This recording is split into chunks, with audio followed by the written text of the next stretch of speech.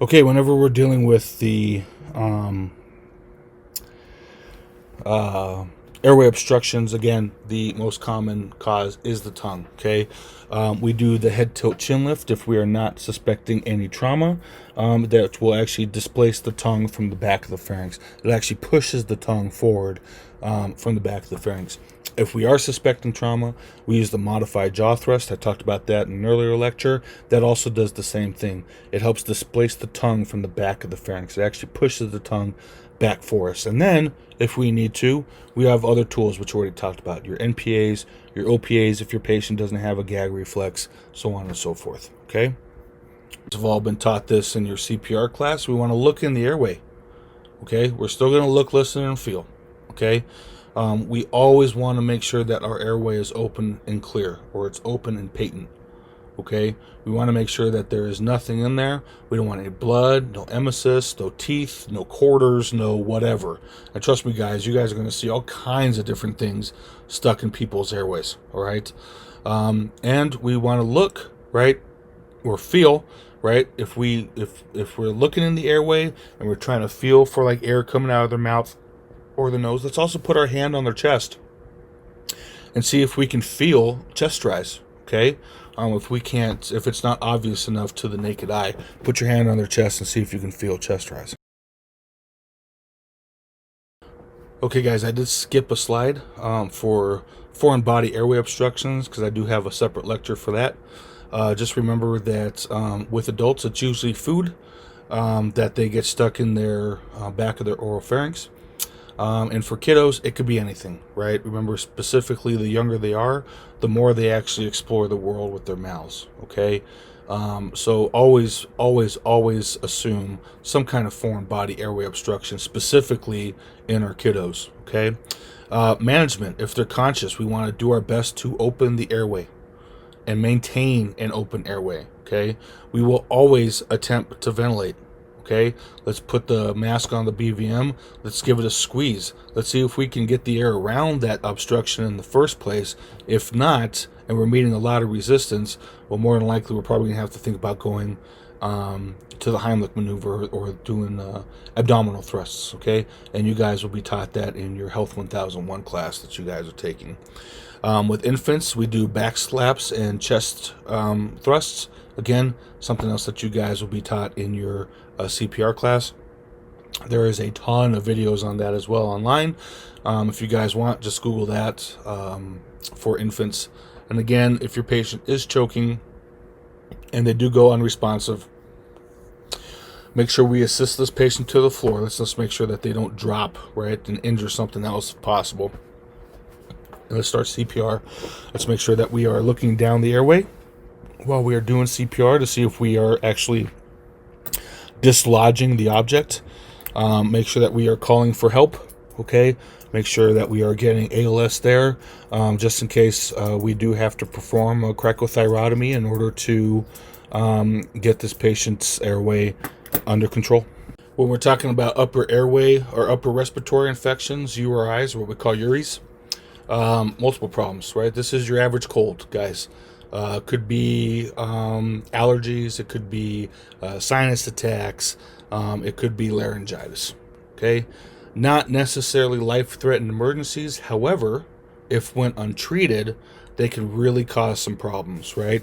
Not much that we can do at the EMS level for these, except for provide some comfort care for our patients, maybe some oxygen here and there, and get them to the hospital.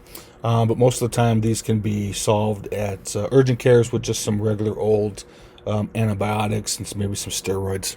With epiglottitis, now it's more popular in children than it is for adults. But this is basically where the epiglottis is infected. And remember that the epiglottis is the little flap of tissue that covers the trachea when we go to swallow, so that our food bolus has no place else to go but down the esophagus, so that we don't choke. If this does become infected, it will no longer do that. So our increases of choking are tenfold, basically, and we will have a very severe sore throat, so it's going to hurt to swallow, which means that we're going to be having more mucus production.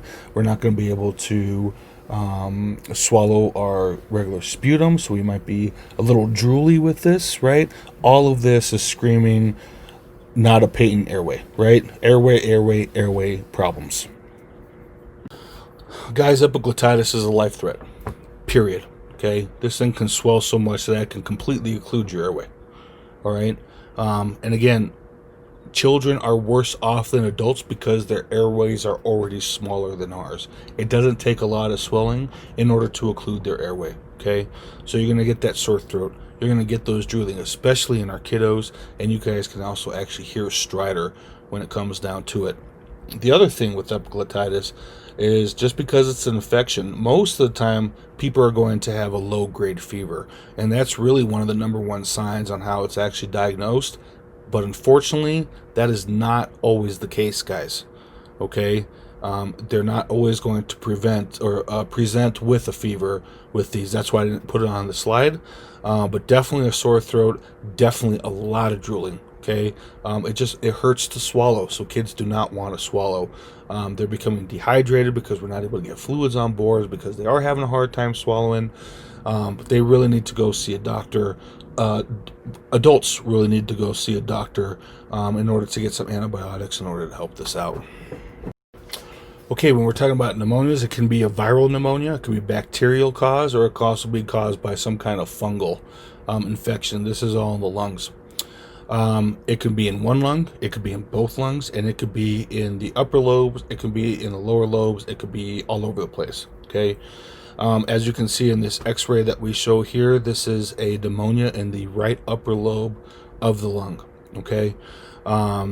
And it's usually some kind of inflammation along with fluid and pus that develops in the lung. Now, here's the thing. Okay, and this is a big hint for you guys. At the basic level, specifically here in our town, okay, and the way that we train you guys, and even for National Registry, if you have anybody with shortness of breath and the question asks you or tells you that they are also running a fever, it is pneumonia until proven otherwise, period. This is really the only respiratory condition that we teach you guys that is guaranteed for the patient to also have a fever with, okay?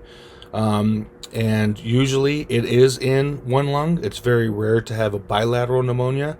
It can happen, specifically the older we get, but it is rare to have a bilateral pneumonia.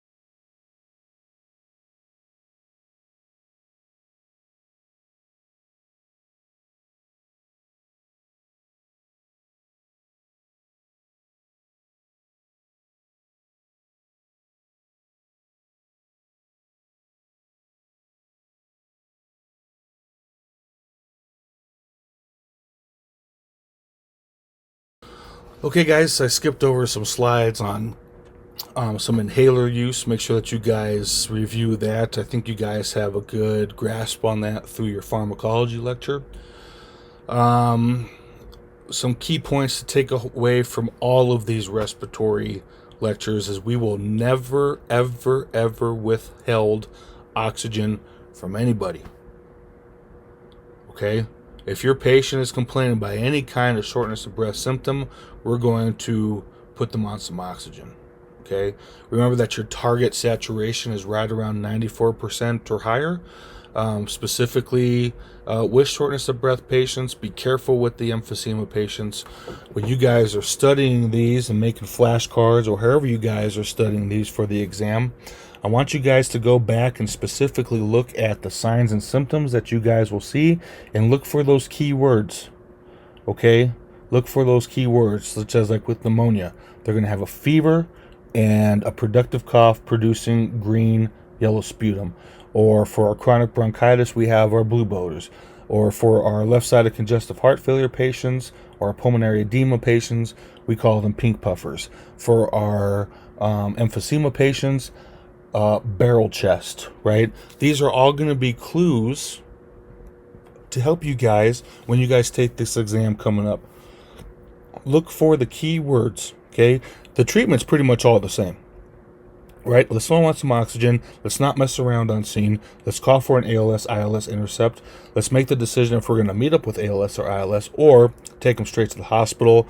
And if we hear any kind of wheezing, right, specifically at the basic level, if we hear any kind of wheezing, we can treat with albuterol and ipratropium. Okay, this is a lot of info. It's not hard to learn. Okay, please make sure that you guys are looking at the key words. Okay, the words that are different than any other symptom, make sure you guys kind of recognize those when you guys are studying, and hope you guys help out with the test. As always, if you guys have any questions, you guys know how to get a hold of me. If you have any problems, you guys know how to get a hold of me. Make sure that you either get at me on email, which is the best, or if you guys just happen to be on Microsoft Teams with me, you guys can message me there, but email is the fastest. Thanks for joining me. I'll see you guys on the next lecture.